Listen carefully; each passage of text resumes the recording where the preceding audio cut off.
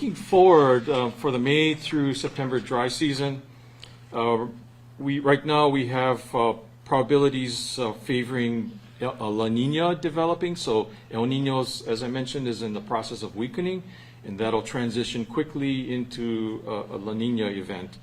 And that La Nina, once it develops, is expected to persist into the early part of next year, which is what you would expect. That's perfectly normal. NOAA's Climate Prediction Center, their forecast probabilities favor below average precipitation for the rest of the dry season. I have to stress the rest of the dry season. And this is also consistent with the climate models that we look at, the climate consensus of those climate models. So the big caveat, as I just mentioned, is that the dry season totals will be skewed mainly because of the rainfall that we just had in the first half of this month. We just ended the latest Kona low that we've seen in over 20 years.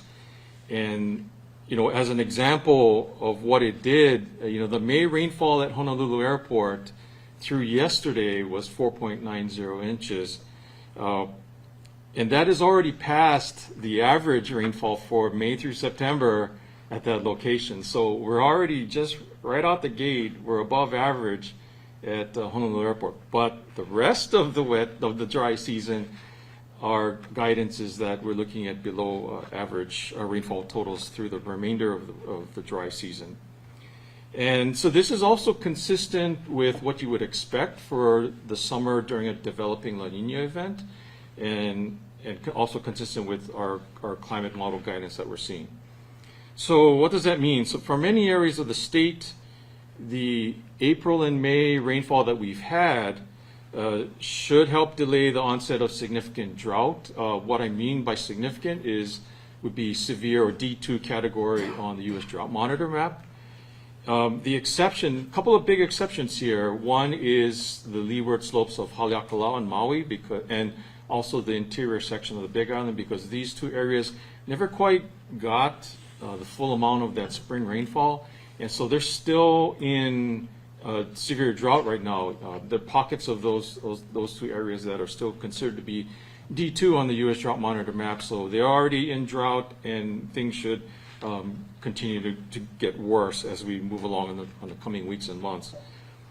Impacts, once drought starts to develop, and they're expected to primarily or most significantly impact non-irrigated agriculture and water systems that depend on surface water diversion. So we're talking about places like upcountry Maui, and any residents that are on water catchment systems. So they'll be feeling impacts of the drought first, or the earliest, and also will have the most severe impacts as the drought goes on.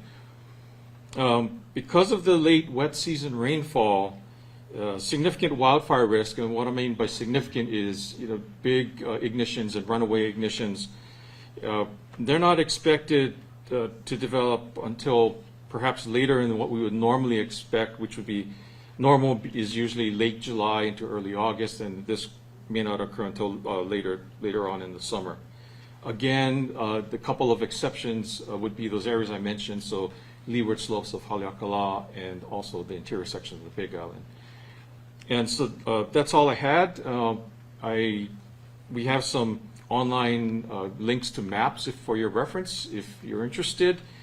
These have a breakout of the wet season rainfall by island, and also the percent of average map that you see on the screen there. That's also available on the links in the media advisory. And so that's all I had. Thank you.